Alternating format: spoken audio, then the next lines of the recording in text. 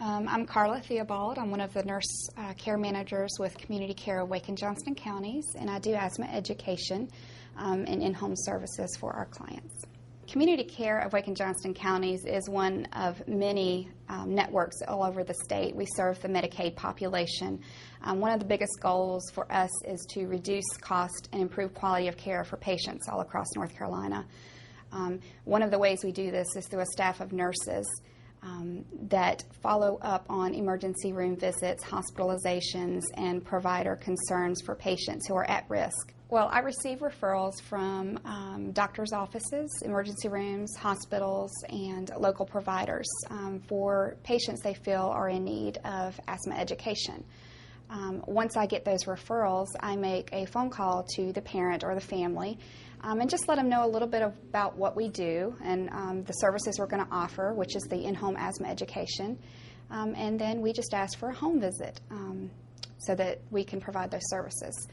Once we're in the home, I'm really focusing on medication compliance, knowledge on the devices and medications and treatments, and also just general trigger compliance that's in the home. After I've done the home visit, I will generally follow the patient for a year. There's going to be subsequent home visits just to see if the education that was provided has been integrated into the home. And then there's going to be multiple monthly phone calls.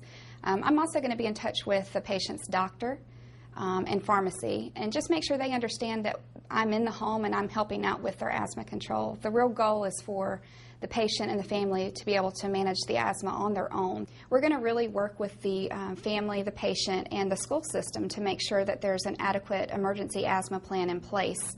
Many times this is where confusion lies between the home and the school, and we're going to really make sure there's a strong connection that the school and the family and the doctor are all working together as one.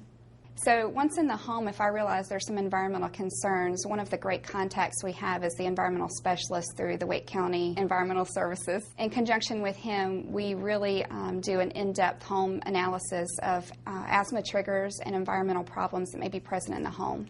I'm Jason Dunn with Wake County Environmental Services, and I'm part of the asthma program that the county has. We're partnered with the Community Care of Wake County, and what we do is we do home visits, and in the home visits what we're looking for environmental asthma triggers.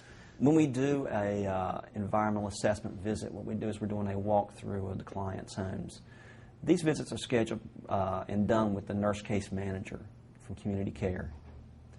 When we go through the homes, we'll look to see if there are environmental triggers present. The clients will walk through the homes with us, and so they can see what the problems are as we do these assessments. And as a follow-up, we'll give them a summary report of what our findings are, and we provide them educational materials. Environmental tobacco smoke can be a major asthma trigger. We make recommendations about environmental tobacco smoke and ways to limit clients' exposure to that tobacco smoke. For example, if a parent smokes and they have a child with asthma, we recommend that the individuals do not smoke in the presence of the child. We also look for issues like mold and humidity in the home and try to work with the clients on issues such as that. We look for signs of leaks, whether it be ceiling leaks, plumbing leaks, leaks in the bathroom, mold, mildew, and try to advise or educate the families on how to fix these items. We also look to see if on issues such as pets. Unfortunately, a lot of times asthma patients have an allergy to warm-blooded furry animals. Their fur, their dander, their saliva can be an asthma trigger. And so we try to work with them on those issues if they have pets in the home, or that they can try to limit their exposure to the pets. Usually we recommend that pets be outside or at a minimum not in the bedrooms of the clients that have asthma. We also work to educate families of clients about the use of chemical products, strong chemical items such as bleach or aerosol cans can have strong fumes, and the aerosol particles themselves can be asthma triggers. So we try to educate them on wisely using these products, not using them when the person who has asthma is around, and also educating them about alternative ways to clean the home if they're interested. But we also look at pest issues, and for a person that has asthma, one of the major pest problems or major asthma triggers are cockroaches. So we try to work with families to make sure they don't have a pest problem. If they do, we try to give them education on how to limit the size of the pest infestation or to prevent the pest infestation. All right, and even working with them if they rent or don't own the property, and contacting landlords or even other agencies that can help them take care of the pest problems. We also try to educate our clients about outdoor air quality issues, and we provide them an air quality guide that they can use as a reference when watching weather forecasts on local television stations.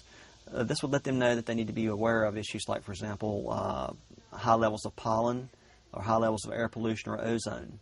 And with this color guide that we give them when they watch the forecast, they'll know that certain days the conditions outside are not as good and they need to be inside more. When we look for items like dust mites, what we're looking at is things that can cause dust to build up in the home. Dust mites are microscopic creatures that live in dust particles, and they basically feed on dead skin. They're everywhere, all over the planet. But for a person that has asthma, it could be a really serious allergy or trigger that could cause them to have an asthma attack. So we try to figure out ways to prevent a person's exposure to dust mites. For example, making sure that doors and windows on homes that have air conditioning are kept closed at all times, washing bed linens regularly in hot water and hot drying, using special allergen-resistant mattress covers and pillowcases, and limiting the amount of items like plush toys that may be in a child's room. We also, since a lot of times we have to recommend that the clients keep their windows and doors closed as much as possible because of air quality issues outside, we have to educate them also on making sure that the ventilation system inside is working okay. And that's an important part of that is changing out the air conditioning vent filters regularly. We usually recommend that they change these vent filters regularly, about every 3 months. If you're interested in the program, we work with Medicaid patients, and your provider could contact Community Care of Wake County. Their nurse case managers could set up an appointment for one of these assessment visits.